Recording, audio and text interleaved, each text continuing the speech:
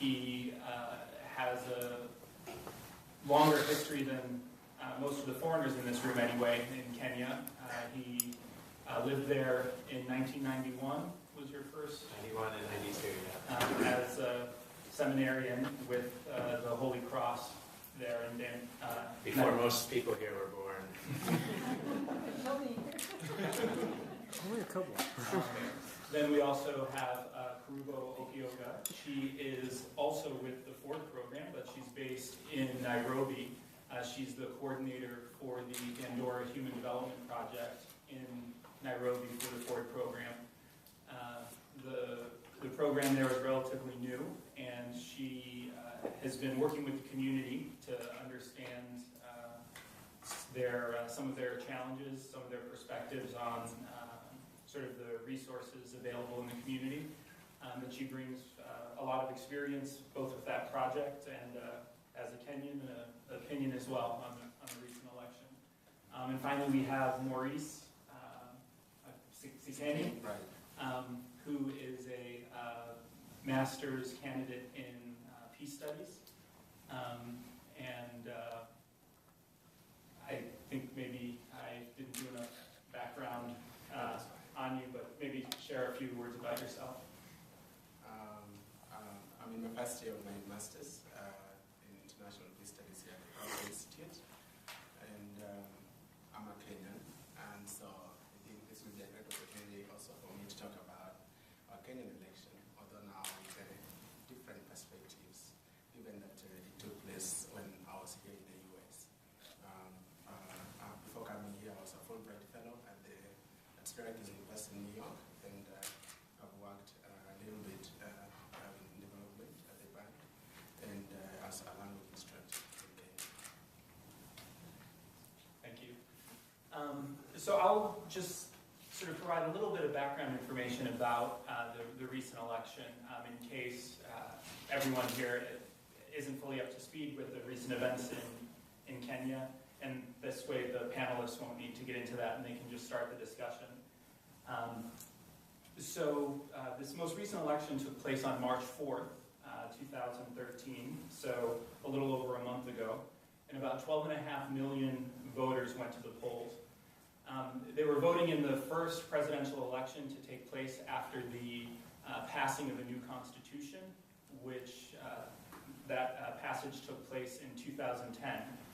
The new constitution was meant to sort of reform a lot of the institutions within the Kenyan government, and importantly, devolve both authority and resources from the federal government to more decentralized entities throughout the country. This was also the first election since the 2007 Kenyan election, and some of you might remember that the election in 2007 ended up being disputed. The two key candidates were Raila Odinga and Mwai Kibaki. And after the election results were announced that Kibaki was the winner, portions of the capital, portions of the country erupted into violence, and at the time, ultimately 1,200 citizens were killed, hundreds of thousands were displaced, and countless more injured as well. And that comes from the Committee to Investigate Post-Election Violence in 2009. So stemming from that election, that 2007 election, there were actually several prominent political figures in Kenya who were indicted by the International Criminal Court at The Hague in Belgium. And two of those prominent politicians ended up running in this 2013 election. Those two candidates were Uhuru Kenyatta, who joined with his running mates. Kenyatta ran for the presidency and asked William Ruto to join as the vice president. And both of these individuals were indicted by the ICC for their purported involvement in the post-election violence. They've only been indicted. They haven't been the decision hasn't been made, and they've been cooperating with the ICC to date. What year were these names? I believe that was several years after the election. Was that in 2009, 2010? 2010? Okay. Okay, and Kerubo will go through a timeline during her discussion. So they were one of the main pair of candidates vying for the presidency, Kenyatta for the presidency, Ruto for the vice presidency on the same ticket.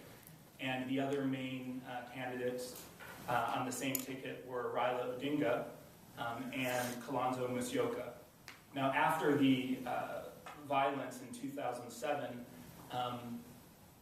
Kofi Annan helped broker an agreement with Mwai Kibaki, who was elected president through those disputed results, and appointed Raila Odinga as a prime minister to serve in sort of a new position that was brokered to help bring a conclusion to the violence. So all of the key candidates in the 2013 election, at least 3 of the 4 were connected in some way from the results of the 2007 election. So fast forward to the 2013 election. It took place on March 4th, and due to technical difficulties, the results were not formally announced until nearly a week after the election took place. The winner, to avoid a runoff, needed to have 50% plus 1 vote, and it was deemed that Uhuru Kenyatta was declared the winner by the Election Commission, having won 51% of the vote.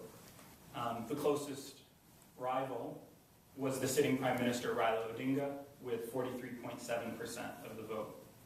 These results were challenged by Raila Odinga before the Supreme Court, and after hearing the case, examining the evidence, the Supreme Court ruled the results should stand, then that Uhuru Kenyatta should be sworn in as president. I'll let the panelists get into the sort of what all this might mean, but I wanted to make sure that everyone sort of had a good idea of the context leading into the election. So now I'll hand it over to the panelists. I believe, is it Maurice or Kerubo going first? I don't know this. Okay. Well, thank you so much for that good background, Dennis. The 2013 general elections were largely peaceful. Peaceful in the sense that comparing to the previous elections, there have always been violence in one way or another. But this election, as Dennis has pointed out, were also disputed. And so I think one would want to know why this was different. Why was it peaceful unlike the other elections? And I think this will also lead us to the same understanding of the history that Dennis has just laid out, especially the journey for democratization and democratic consolidation of Kenya, which began way back in the early 1990s with the emergence of what was called then the multi-party democracy. But the 2007 post-election violence definitely is something that was assailed by. It was such a political reversal, a democratic reversal for the country. And so the eminent persons, African eminent personalities who were being led by the former UN Secretary General, came up with what is called the Agenda 4.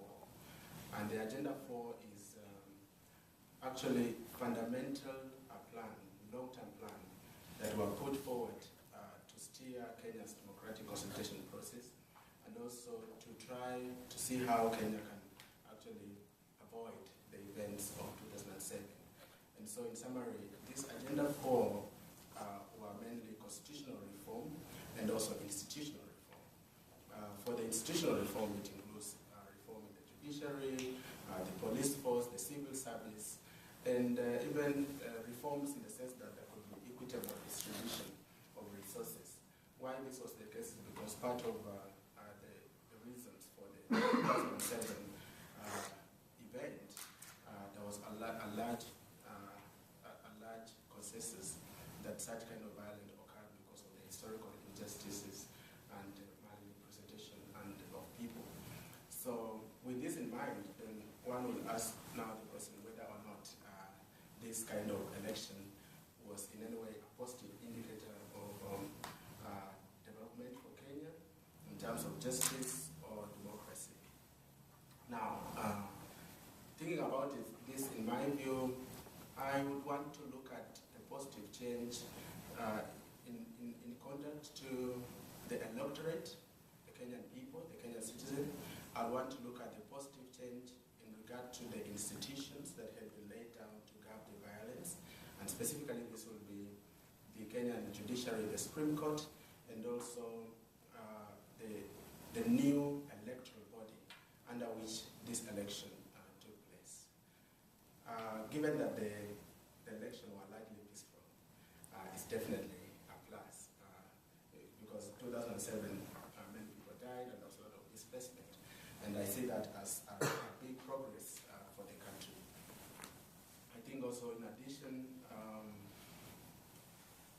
people have decided to take electoral-related disputes to the court, including the presidential petition, that's actually taken to the Supreme Court.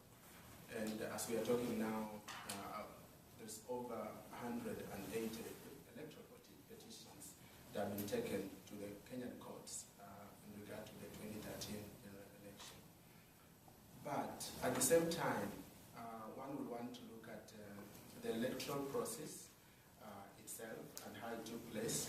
Specifically, this election was supposed to be different in the sense that it would actually show the highest level of accuracy, highest level of credibility, which will have actually taken place with the use of electoral voting equipment or technology. But unfortunately, there was extreme collapse of this electronic usage in the electoral process, and this resulted to a number of anomalies, which resulted to the petitions. And these petitions now ended up to lead us to now the Supreme Court. At the Supreme Court level, they only had 2 weeks to make a decision on this presidential election, and the petitioners had a number of substantive evidence that they wanted the court to go through, which included even looking at the tallying process, looking at the procurement of the material and all that. Now, the Supreme Court turned away a lot of the evidence that was required to be done with what they called technical petition litigation processes. They thought that in 2 weeks it was just difficult for them to go through verification and so on. And so the decision that was made, many Kenyans actually abided by that. However, of course, they also reckoned that there were a number of anomalies that took place. So it's definite that there are now a group of people also feel that maybe the justice might not have really been received as well. But the question is, within the time of 2 weeks, how well can a Supreme Court really give a verdict of presidential petition? And then moving forward, like Dennis had said, of course, we understand that our new president and deputy president also have been, they haven't been indicted, but are suspected for crimes against humanity in regard to the 2007 elections. And so that is what the situation is now. And so looking at the positive gains and negative gains, I think one might want to look both sides. But in my view, I want to look at the peaceful process as a positive gain. The fact that Kenyans are showing trust in the institutional decisions, especially the Supreme Court, is a plus. But of course, there are other abuse that one could also point out as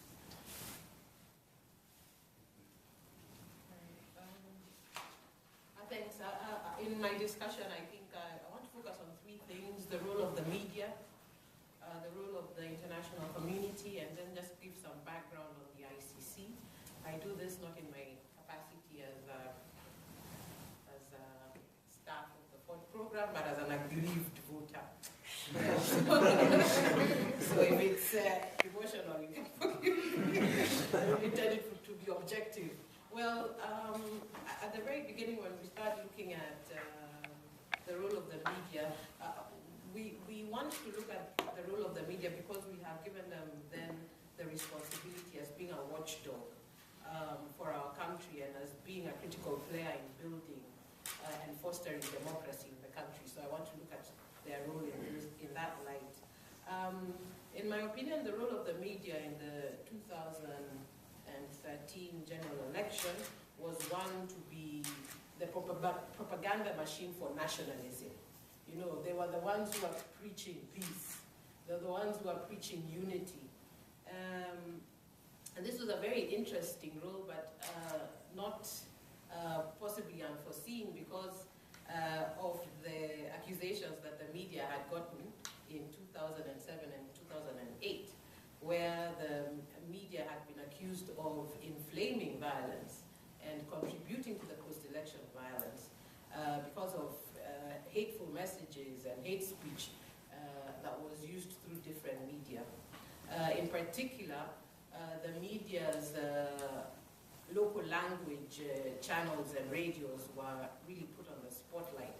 So it was not surprising that one of the suspects that are before the ICC is a media personality that was working for a Kalenjin station in the Rift Valley and is accused of, among other things, using the radio station to propagate hate and violence against Kikuyus living in the region. So when you look back on this sort of scar that the media got, their response was self-censorship. Their response was determining for Kenyans what we can see and what we cannot see. Their response was determining for Kenyans what we can accept and consume and what they think we cannot accept and consume. And in the process, in the middle of, I think, what might have been a very important part of the general election, where the court party is saying we are going to court, we are watching a pope being brought in the whole day. So I thought that was very interesting that no attention is given to what is happening, but yeah, we can focus on something happening so many miles away. So for me, I think that becomes a real issue. The question there is then, can we say that Kenya is at peace? Is this national agenda for nationalism real? Is this then peace fragile, or is it peace that can be built upon? When we talk about the international community, the overall question there is that, does the role of the international community change? And what then was the role of the international community going into the election, and the role of the international community after a new president is sworn in? It would be helpful to note that Kenya is East Africa's biggest economy. It's a crucial trade route for countries that border it. It's a buffer of stability, especially with respect to South Sudan, Sudan, and Somalia, where Kenya has played a key role in propagating peace. It's a friend of the United States because we are assisting in your efforts at fighting terrorism in the area. And we are still friends with the British, despite what they did to us. But yeah, they still remain our allies and friends. So the international community, for these, and of course I sort of simplified, for these and many reasons, was interested in Kenya and interested in what they would call a peaceful and democratic process. And the Kenyan and the international community, I think at every point said that they would respect the outcome of the Kenyans as they went to the vote.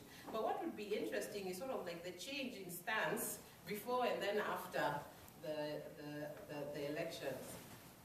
one of the things, Johnny Carson, who was then the American envoy for Africa, was very stern. He said, Kenyans, if you choose these ICC suspects, there will be consequences. And of course, that was quickly rebutted by by Fraser, who was succeeding Carson, who called these remarks reckless and irresponsible. He concluded that Uhuru Kenyatta knows he needs America, and America knows it needs Kenya. And I think for me that really summed up what the tone of the international community would go in saying.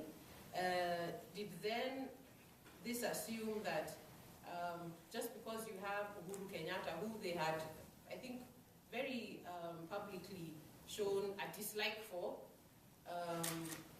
end up as president, and would they then turn around and say, okay, well, the Kenyan people have spoken and respect the Kenyan voice, so we are going to take back our very stern position.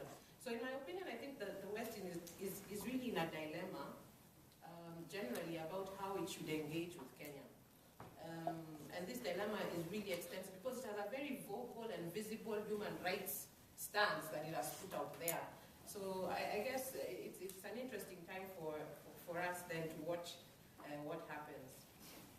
Moving on to the ICC, one of the questions that I think is on everybody's mind is that what then is the effect of Uhuru and Ruto being sworn in, and how does that affect the International Criminal Court?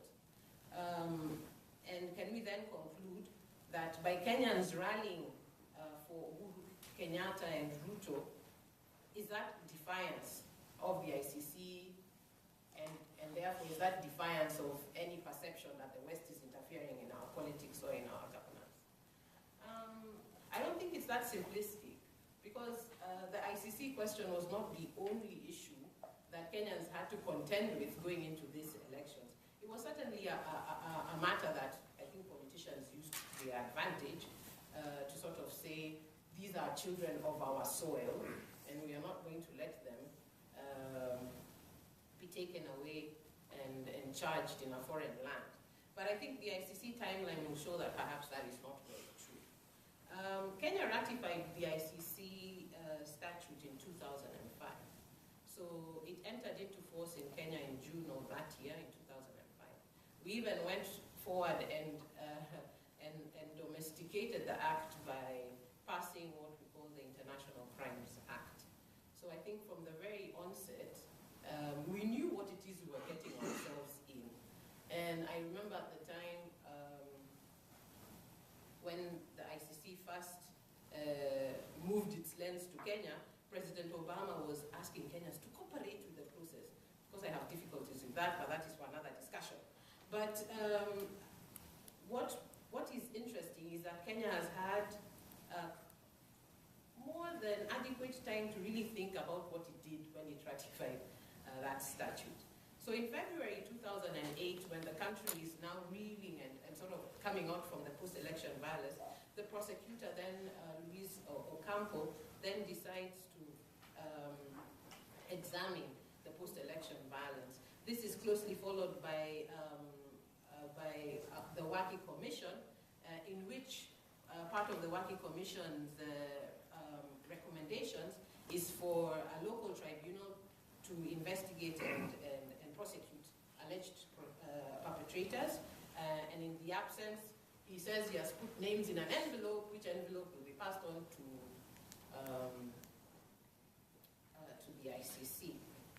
In February of 2009, this is in October of 2008, in February of 2009, Parliament votes against a local tribunal. At the time, the discussion was, let's not be vague, let's go to The Hague. And then I guess that someone must have talked to them and they were like, oh, we're not going to The Hague after all. So they vote down a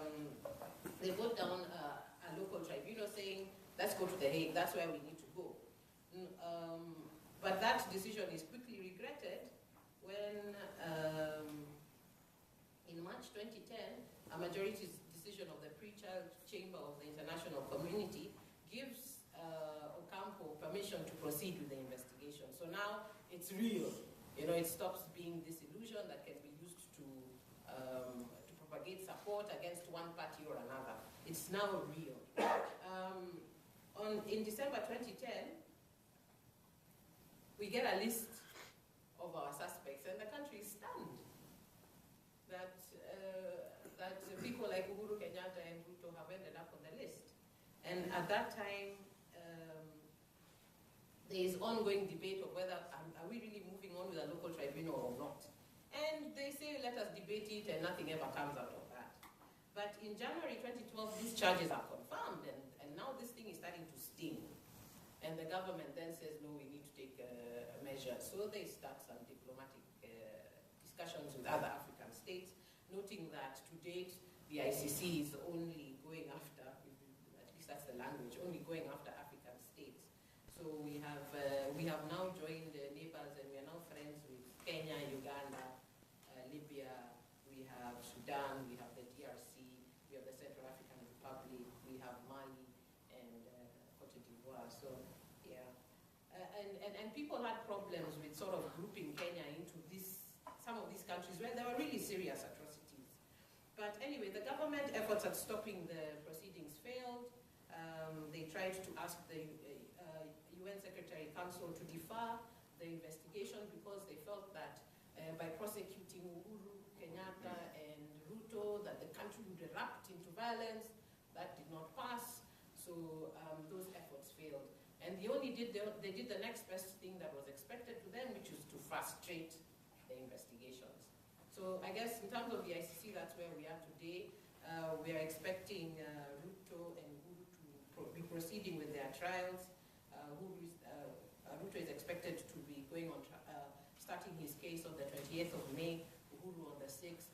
Already there are applications on the part of Ruto that he does not want to appear in person before the tribunal because, you know, he is now the deputy prime minister and he's deputy president and he's busy.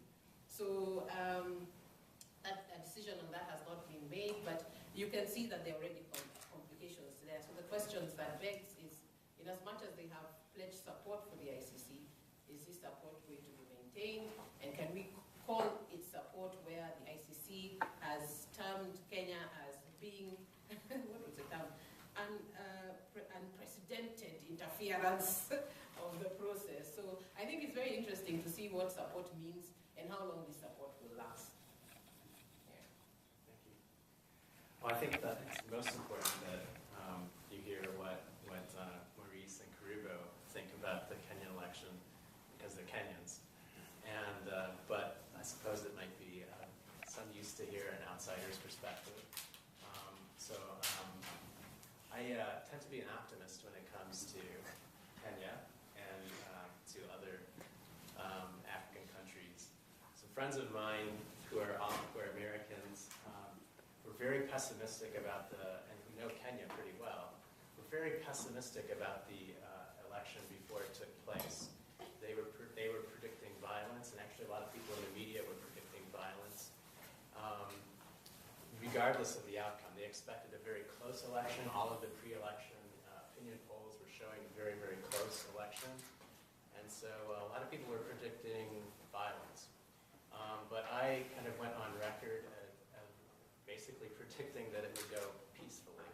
Kind of put myself on the line there. It's very dangerous to predict one way or another, I suppose. But I thought that because of a couple of reasons, the election would go peacefully.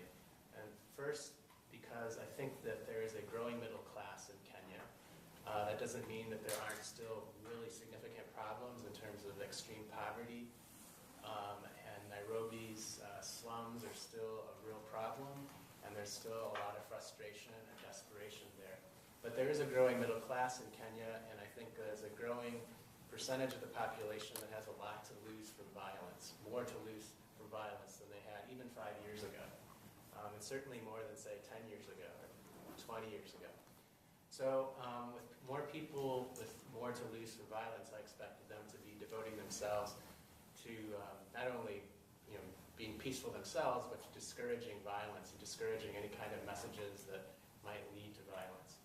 The second reason I thought that the election would go peacefully is that there are a lot of resources being pumped into promoting a peaceful election.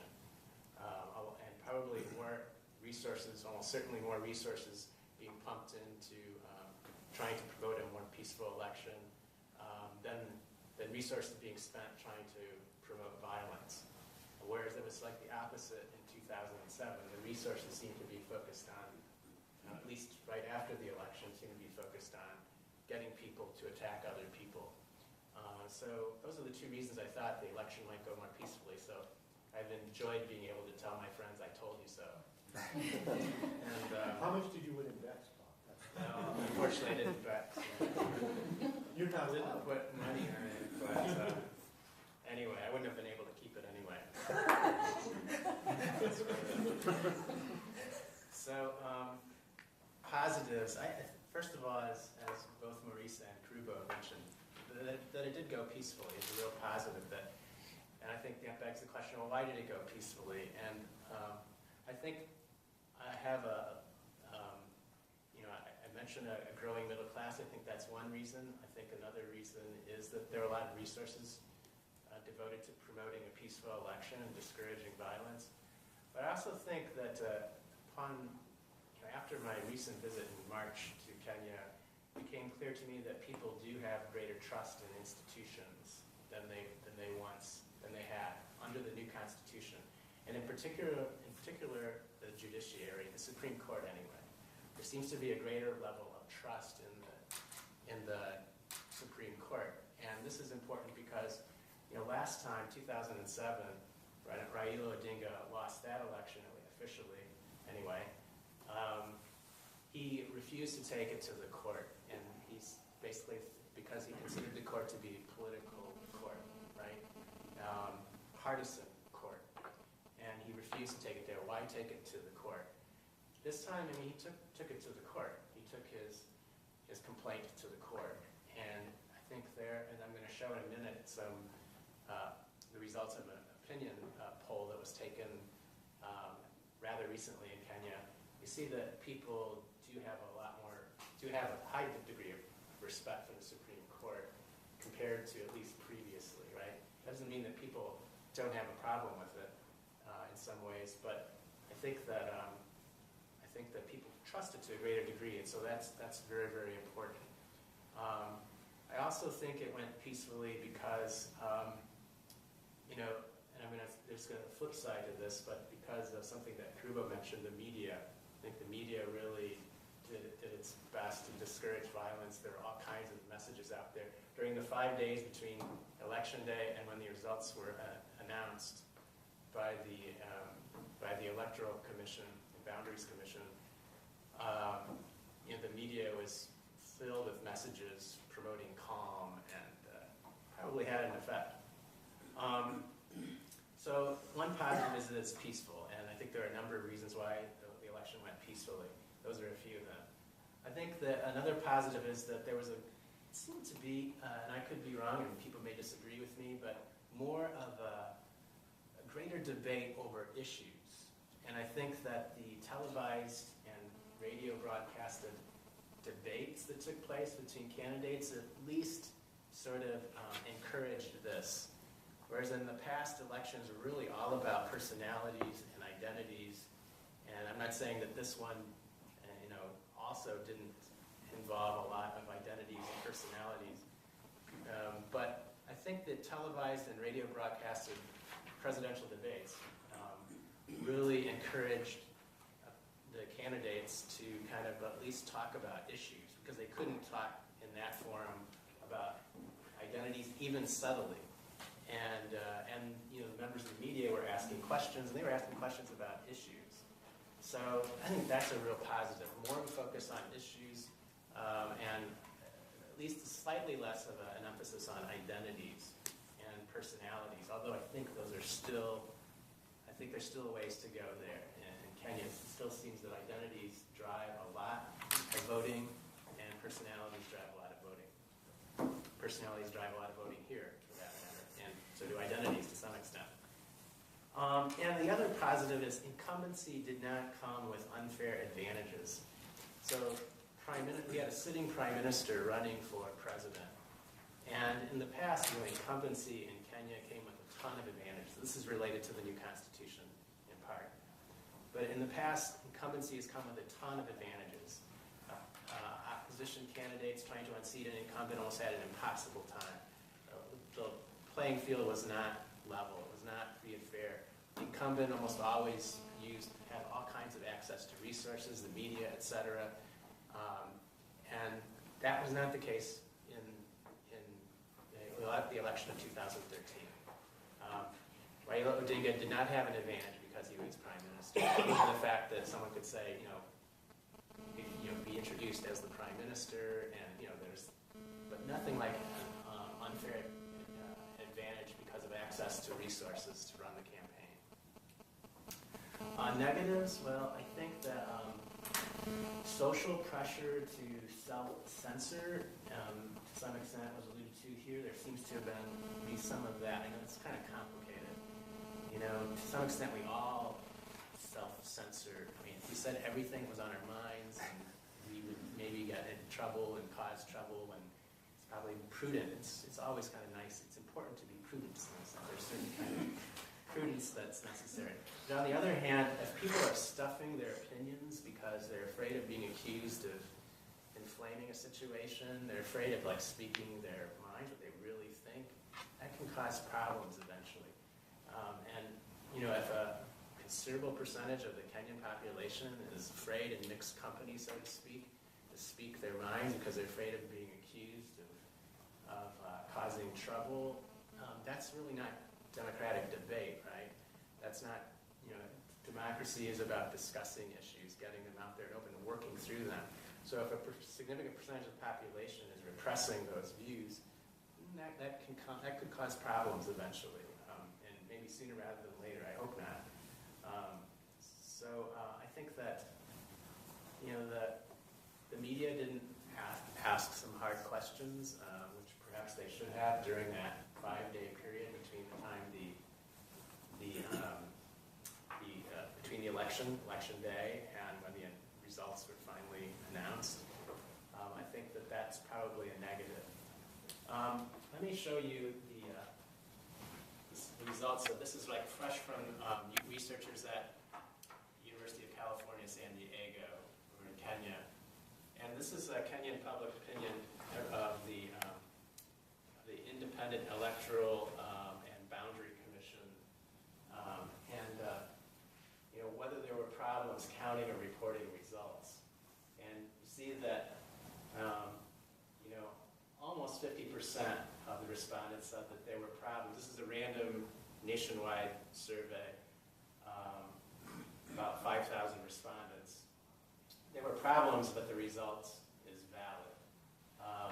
Then there were almost 30%, and that's a considerable percentage for sure, said that there were problems and the result is not valid. Interesting. And only about 17% said there were no problems at all. This is really telling because this is after the ruling on the petition that Raila Odinga brought to the Supreme Court, and his team brought to the Supreme Court. Trust in the Supreme Court after the ruling on the petition. And we have almost 80% saying that they trust the court a lot, and only 20%, but 20% is actually, that's not a considerable percentage of the population, right? Saying not very much or none at all. So that's interesting. Expectations about election-related violence since the court's decision.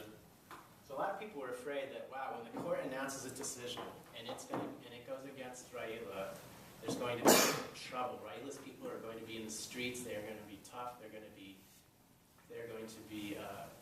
be violence. But Raila Odinga accepted the results of the court and discouraged violence. So that's really worth noting. That's extremely important. What he did there is extremely important. And a lot of people, it's interesting, more than 90% said that it was somewhat or very unlikely that there would be violence in their area after this, since the Supreme Court's decision. So people expecting peace, believing that things are going to be peaceful, that And this is interesting, you know, that there's a question basically trying to get at whether people think it's best to preserve peace or have the correct winner. So we have more than 80%, about 85% of those surveyed indicated that the most important thing is to preserve peace, even if the results of the election may declare the wrong winner. So that's pretty interesting. So peace, people simply want peace. And one might say at all costs, and well, yeah, that's, you know, at some cost, right? And then, you know, a little more than 10% saying the most important thing is to declare the correct winner, even if it may not preserve peace. And so people really interested in peace. I mean, I would like to know more than this. They're just the very basic statistics, right? And these are pretty much hot off of the survey research, and so there's a lot more analysis that needs to take place, because I'm sure that we're going to find interesting trends depending on people's income level, educational level, and maybe even their ethnic identities. So I just thought I'd share some of that with you, and I've spoken for too long, and we want to get some questions and comments from all of you. So thanks very much. Well, thank you. So given the amount of time left, I think it would be good to start with any questions or comments from the audience. This was really interesting. You know, listening to the three of you, you gave a nice list of reasons why the results this time around were different from 2007. But there's one you didn't mention, it's hinted at, but the difference was quite different, pun intended. Now, I did some quick calculations. The difference between the winner and the loser last time around was less than 2%. This time the difference was closer to 8%. Yeah. So closeness, I think. Yeah, it wasn't as close as the polls were indicating before the election. It was really impressive. Now, the question I have then, for three of you, you touched upon this. Why did the losing candidate accept the results of the Supreme Court? Why did he decide to act maturely, if you want to use that latent term? I'll let my friends here take a stab at that, and anyone else here take a stab at that as well. You got to get him to confess, Bob, and then you got to talk. Yeah. Well, I know we have a number of Kenyans here that also have a different opinion on this, but it goes back to what had been created before this election. What has been created in terms of what I mentioned, the Agenda 4, which the Prime Minister then, Raila Odinga, was actually part of the implementation process in the Grand Coalition government. And this included the belief in the Constitution and the trust in the institutions that have been set afterwards, which is actually part of it being the Supreme Court being the ultimate dispute resolver in the event of an electoral dispute. And so, I might not be, I don't know exactly if you would have turned out just to say that because of what has been laid out, and inwardly he knows that he did not accept. But I think having had that kind of institutional reform before the election, I think it was bound, as having been part of the implementation process, together with the African eminent persons led by the former UN Secretary General. I think that kind of background informed his decision to really abide by the ruling. So my question then is, if the results had been reversed, since Kenyatta hadn't been involved in the setting up of those institutions, at the Agenda 4 level, and then sharpening that process through the government, do you think he would have had the same trust in the institution? Or is that just an impossible hypothetical? Well, I would I would still say him to go ahead and accept the ruling of the Supreme Court because, like Father Bob mentioned, I think it's now more to do with the national consciousness in the trust, in the institution. And those of us who grew up in the country in the early 90s, we really know what it means to have a new judiciary. A new judiciary whereby we have even the Chief Justice and the judges being vetted before they go to office. That was a change, where a new judiciary that we don't have appointments and headhunting of cronies and individuals coming in. A new judiciary where even the Deputy Chief Justice could be taken home just because of a simple incident. I think already Kenyans have seen a change that even Uhuru Kenyatta would have actually wanted to see that mechanism. So we really don't know if other people would have maybe decided to go otherwise, but in my view, I think he would have chosen that too. Maybe here? I would just want to add into that. My name is William Kito. I am also a Kenyan, and I'm a master's student here at the Kroc Institute. I think, just talking about your, answering your question is the lessons of 2007. Of course, after 2007, there are quite a number of lessons that Kenyans learned because of that. And secondly is because of what Maurice has said. There's a new constitution, the judges in the Supreme Court are people who are pro-reform, so they're actually people who are trusted and they're already known. So there are also people who are with Raila Odinga in the agitating for reforms. So there are people who are trusted by Kenyans. So that was why it was easy for him to do that. And then another thing is because he had to. Huh? He had to. He had to. Because they making it fast. So. Another thing is also because of the circumstance around that time. I think many people, many Kenyans were not ready to go to violence, I would say. So even if he disputed that the decision of the Supreme Court was not fair, I don't think many people would really go out in the streets and went into violence. That's in my view. I was not there. So maybe a response here, and then we'll circle back. I'm just piggybacking on to what Kito is saying. My name is Jacqueline Aridi. I work for the FOND program in the Regional East African Office.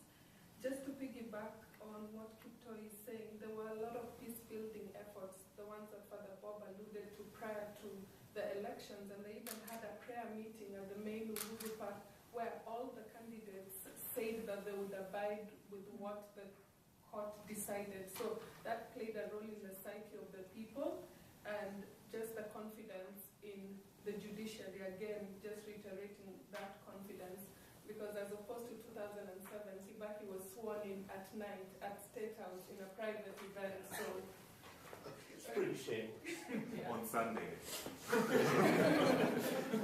just to add, Maybe I can throw in a contrary position, and then maybe allow other people to respond.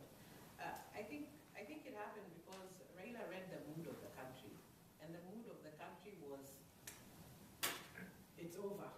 Let's just accept it and move on. So the mood of the country was not one that is interested in the justice or in the truth of the results. The mood of the country was one that let's just be peaceful. Can I just go back to work? People had been home for a week. They were getting agitated. Businesses were losing money, and they were saying we cannot afford to do this anymore. I remember one of the commentaries was that accepting the results was a success for Uhuru and a success for Kenya's business community.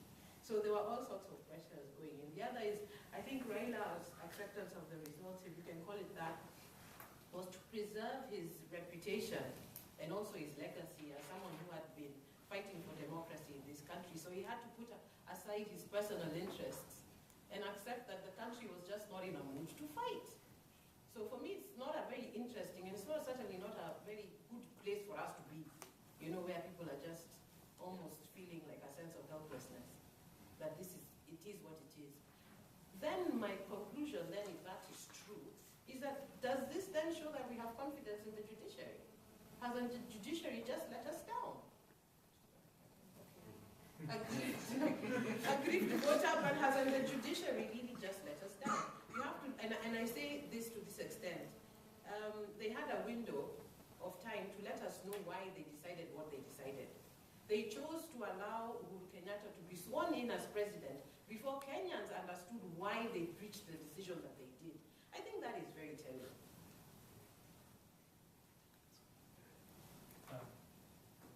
Maybe here and then. So I had a question in regards to the piece which you guys alluded to. Was talking about the fact that there wasn't much violence because there were still some pockets of violence.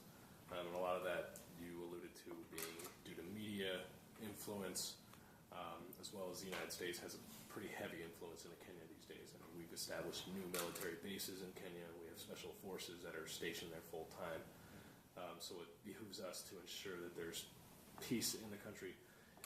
My question really is in regards to, do you feel that that is, the peace being held, is that due to the changes that have come into the institutions within Kenya, such as bolstering of the police forces, the Kenyan military forces themselves, to where it almost puts oppression on the people, or the fear of oppression?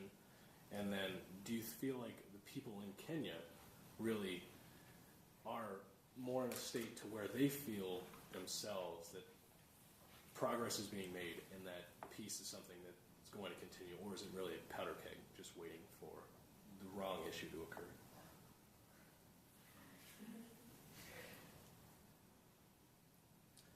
Yes. That's difficult to address. Yes. Next question.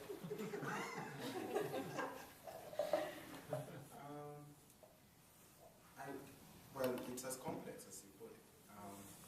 I think we don't have the binaries in understanding why the elections would have been peaceful. We cannot simply point at one thing. And I see it as having all these kind of, ends involved. First, I would say that there was a great fear within the country that no one would have wanted to go back to the events of the 2007 election. This was in the country's history. 2007 election, post-election violence was the most devastating, having over 1,000 people dead and over 600,000 displacements to date was so huge. So definitely there was a huge mass of people that feared any kind of violence, and therefore could behave in a way that does not encourage violence of any sort. If you look at areas where minor violence occurred, it could have been on the street, but it was not even related to, a little of it was related to the presidency. Like it was maybe during the pre-election process of the parliamentary or senators or governors. That's where people were agitated. But when it came to the presidency, the violence or the kind of militarism reduced. So that kind of 2008 post-election violent event contributed a great deal to create some fear. Also, like Father Bob said, I think there is that growing consciousness between the youth and even the middle class who really feel there's a lot to lose. And so these people are going about. There's that kind of internal peace building, like, peace building in the sense that we say, we know that this happened. We might not have, so and so will not be the president. That's not disagree with the president, but what can we do? We could see the despondency, but people just wanted to be peaceful. So I'd see it as a complex thing. I would have liked to, have evidence, and it would have been nice to have asked the same question 2007, 2008, to see if, because who knows, maybe there wouldn't have been even much of a difference. But the fact is, there was a minority of people who were mobilized, and they did a lot of damage, right, to each other. So, I kind of wonder, is this different than in 2007, where answered the most, that it wouldn't, the most important thing is getting it right, even if it means violence or I don't know. I kind of doubt it, actually. I kind of think that you need to dig more deeply to find out what's going on, and I suspect that people would have answered almost the same way 5 years ago, that they would prefer peace than to,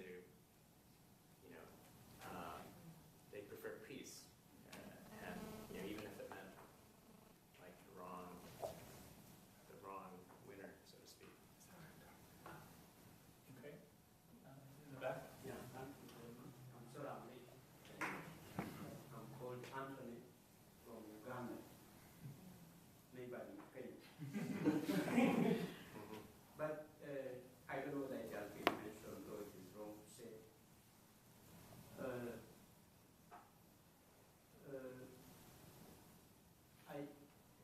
When I was here in November in the US,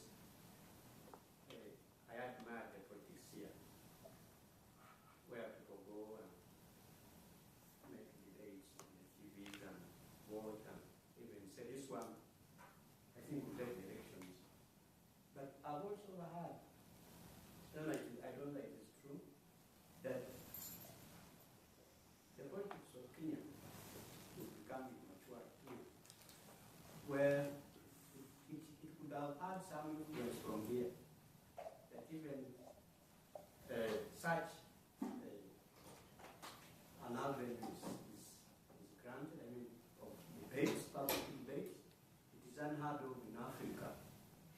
Actually, most of us were shocked, were even scandalized, that there are debates in Africa, maybe Kenya has spearheaded. I hope it comes to Uganda, goes to Uganda soon. That is one. Maybe there could have been some influence from the US, and I hope people from Kenya will not be offended. But I hear that there is more influence of the US in Kenya than elsewhere in Africa. Probably politically, could have engineered some, even a debate to be televised. Then, Father mentioned about no influence from the media inciting people to cause violence after the elections. I don't know. The neighbors of Kenya, we are different. I know that there was no influence at all from the media. Or the opposite. Because in Uganda, the elections that we have had, most of the telephone companies we have in Uganda are run by Asians. The proprietors are Indians. And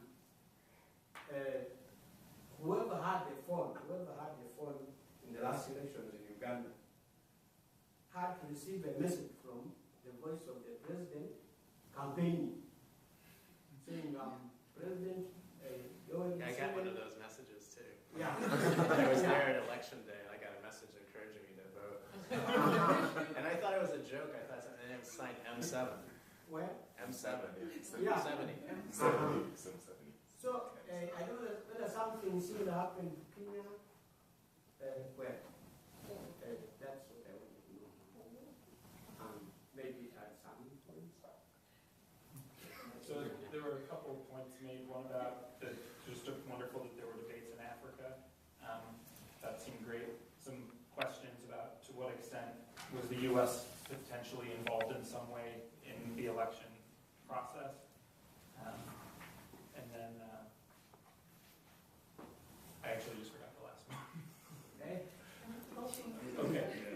I know I'm not a panelist, but I'm itching to jump onto the first part of it where you talk about the influence of the USA. I think something that people miss with Kenya is Kenyans have also had an interesting relationship with their own politicians. So they have wanted to hold them accountable for a long, long time now. And as the 10th Parliament was leaving, they tried to give themselves this extraordinary salary increments, which really angered the people against them. So that accountability that the people wanted from their politicians also contributed to the call for debates, the call for more scrutiny, the call for, social media campaigns, even just the judgment within the judiciary. There was a website set up by Africa, which was one of the NGOs that was a petitioner to put electoral offenses out there for the public to judge. So there's been that Kenyans wanting accountability by all means possible, responding, to this issue of accountability.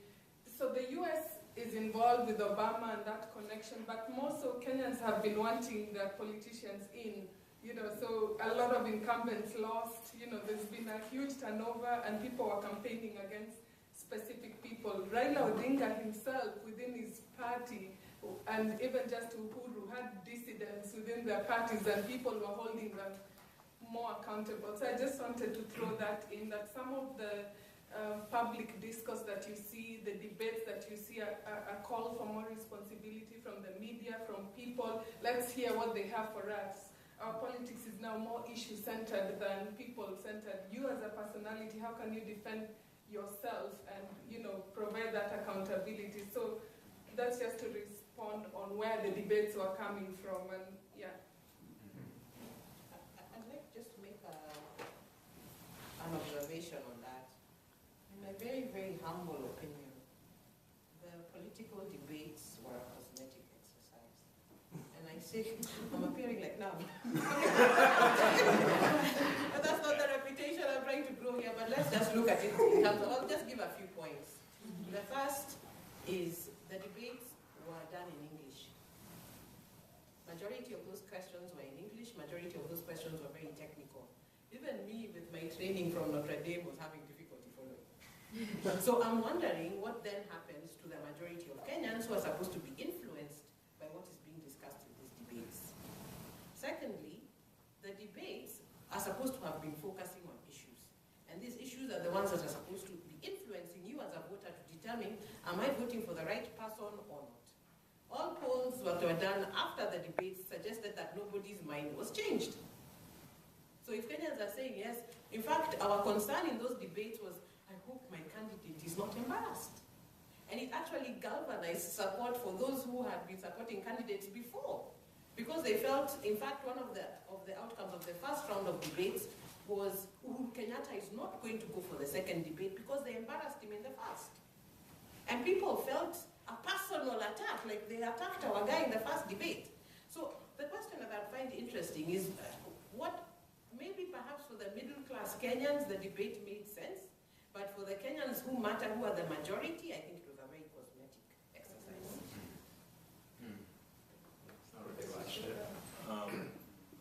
My name is Lawrence. I'm Kenyan also. I'm a PhD student in chemistry here.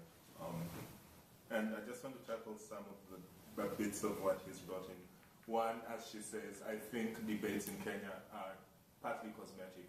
Part of the reason is this is, as Father Bobby mentioned, Kenyans' elections are still identity-based. So we preach democracy and we preach, and I'll give a good example outside of the top two. There was one candidate who had served as a member of parliament and his constituency had been considered as a model for development in the country. This was a person who his constituency had been top rate for development time in and time out. And this person had a Facebook page with, oh my goodness, thousands of followers, and I wish you had how Kenyans were giving glowing tributes to how this person is so great. That person got less votes than the number of Facebook followers he has.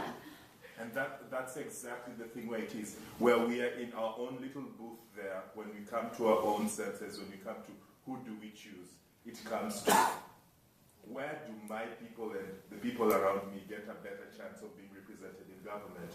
And it is not a debate that is still out there in Kenyan public because we are afraid of being judged as trying to identify ourselves as something else. So I may come and tell myself I stand for democracy and everything else, but when I'm in the booth there, pen, paper, and ballot paper right next to me, I'm a totally different animal.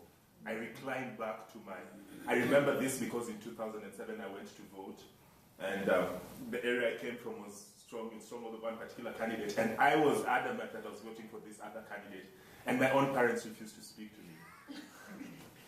Why? Because it was different. So I was feeling democratic, young, youthful, and radical, and everything else. I went to the ballot box and I voted for that same candidate who I said I was not going to vote for. So in my own little box, and that was the revelation for me, that this, I thought I was a new breed. I thought I was the person who was going to change Kenya. So that is one of the reasons why debate in Kenya is still, as she mentioned, it is still cosmetic until people get out of that. The second aspect I'll bring is the media and everything that you said in terms of the media misuse. Kenyans are a bit more averse to that now, I think. We grew up, certainly most of the Kenyans in this room, grew up in an age where every news broadcast began with, today His Excellency the President went to so-and-so place. All Kenyans in this room can acknowledge that. That was how every news broadcast began every day. It was literally a propaganda machine. And we are tired of it. Right now, you can't go to Kenya and do that because people are past that. The more interesting thing is, and this came out in the election and even outside, and as Kerubo alluded to it, in terms of self-censorship and everything else. Before the election, there was this, and Father Bob did touch on it, before the election, there was this sense that international media was predicting gloom and doom for Kenya.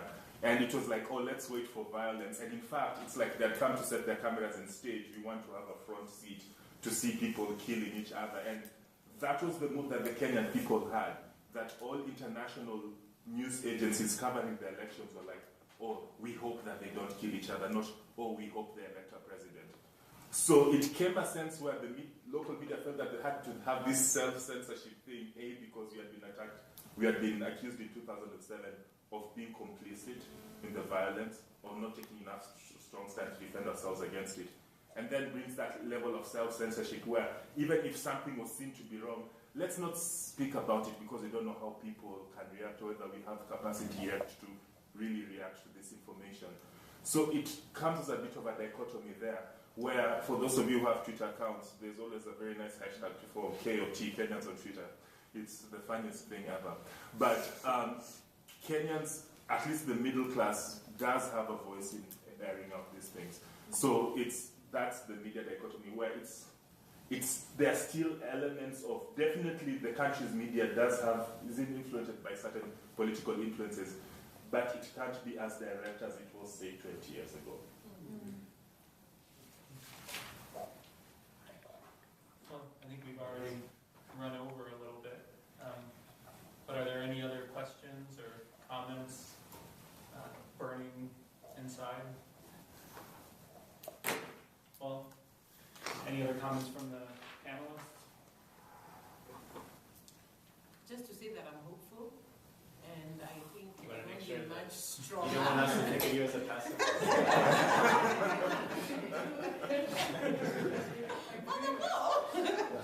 I'm really hopeful, and I think, and my only reason for being hopeful is that we need to keep this dialogue going, because that's the only way we can grow. And I'm glad that it is going, and I'm glad that people feel passionate about continuing to talk about these issues. Same to me. I look forward to that time is coming when the youth are going to live in Kenya, that we can be happy about democracy, justice, and human development, as I think today. And I also look forward to contribute to that when I finish my program and go back home. And I just want to thank Kerubo and Maurice for sharing their reflections. And Kenya is kind of, I think of Kenya as my second home and second love in terms of countries, and or maybe even tied for first. But so I care deeply about Kenya and about East Africa, and I'm optimistic. I'm still optimistic and still very hopeful. And there's certainly a lot more work to do, but I think that Kenyans are doing it for the most part, and they're facing the challenges that they need to face, and I think that I just hope to learn keep learning as much as I can from what they're doing in Kenya, and hope to be as supportive as I possibly can as well. And also in countries like Uganda and others in the region are really close to my heart. So thanks very much. Thanks, everyone.